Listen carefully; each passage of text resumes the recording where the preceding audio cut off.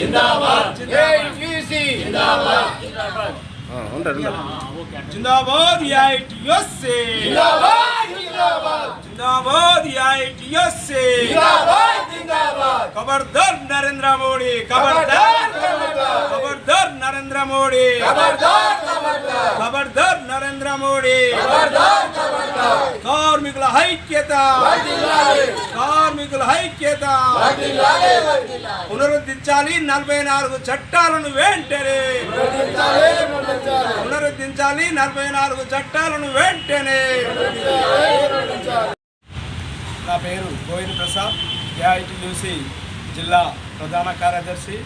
ఈరోజు Sangareddy IB guest హౌస్లో మే 20న జరిగే సార్వత్రిక దేశవ్యాప్త సమ్మెను వాల్ పోస్టర్ను ఇక్కడ రిలీజ్ చేయడం జరిగింది. అలాగనే ఈరోజు నిరంతరం కష్టపడి పనిచేసిన ఏవైతే సాధించుకున్న కార్మిక చట్టాలు ఉన్నాయో గత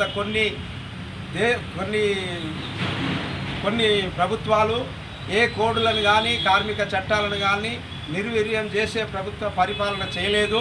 అలాగనే వాటిని అంతో ఇంతో కాపాడే విధంగా పనిచేసాయే. కానీ ఈరోజు 3 సార్లుగా అధికారంలోకి వచ్చిన నరేంద్ర మోడీ ఈ 44 చట్టాలను 29 చట్టాలుగా చేసి 4 కోడులుగా విభజించి లేబర్ కోడ్లను లేబర్ చట్టాలను విధానంగా నిరంకుశంగా వీటిని కార్మికుల నడ్డి విరిచే విధానంగా ఆయన ఈ ప్రజా పరిపాలన చేస్తున్నాడు.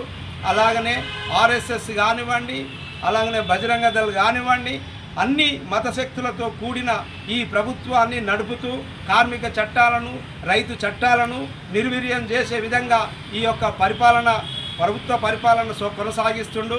అలాగనే నరేంద్ర మోడీ ప్రభుత్వము ప్రజలకు కానీ ఇటు కార్మికులకు కానీ యావత్తు ప్రజాజనానికి భారతదేశంలో ఏమి సాధించిన ఘనతలు కూడా ఆయనకు లేవని కూడా ఏఐటీయూసీ సంగారెడ్డి జిల్లా సమితి నుంచి కూడా మేము అందరికీ తెలియజేస్తున్నాం. ఈరోజు కార్మిక సంఘాలు దేశవ్యాప్తంగా పనిచేస్తున్న కేంద్ర కార్మిక సంఘాలు పిలుపు మేరకు రాష్ట్రంలో దేశంలో కార్మికులు నరేంద్ర మోడీ ప్రభుత్వం పైన యుద్ధము చెయ్యకుంటే ఆ ప్రభుత్వాన్ని ఎండగట్టకుంటే రాబో రోజుల్లో కార్మికులకు కానీ లేక ప్రజలకు కానీ చాలా ఇబ్బందులు ఎదుర్కోవాల్సిన అవసరం ఏర్పడుతుందని కూడా అందరికీ తెలియజేస్తున్నాం. కార్మికులారా, మిత్రులారా, ఈరోజు ఏవో 2 కోట్ల ఉద్యోగాలు అన్నాడు. అలాగనే వచ్చేది వస్తాయని చెప్పిండు. నల్ల డబ్బులు తీసుకొచ్చి నల్ల కుబేర్ల చేతిలోనే పెట్టారు.